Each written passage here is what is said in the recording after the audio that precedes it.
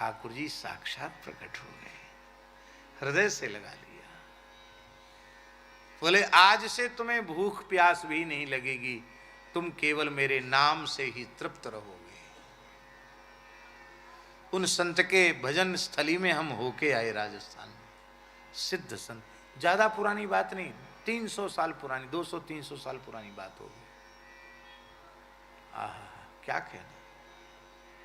इसलिए जब यह आसक्तियां यह विचार करती हैं कि अब हमारी दाल यहां गलने वाली नहीं है, तो ये अपने आप छोड़ के चली जाती हैं।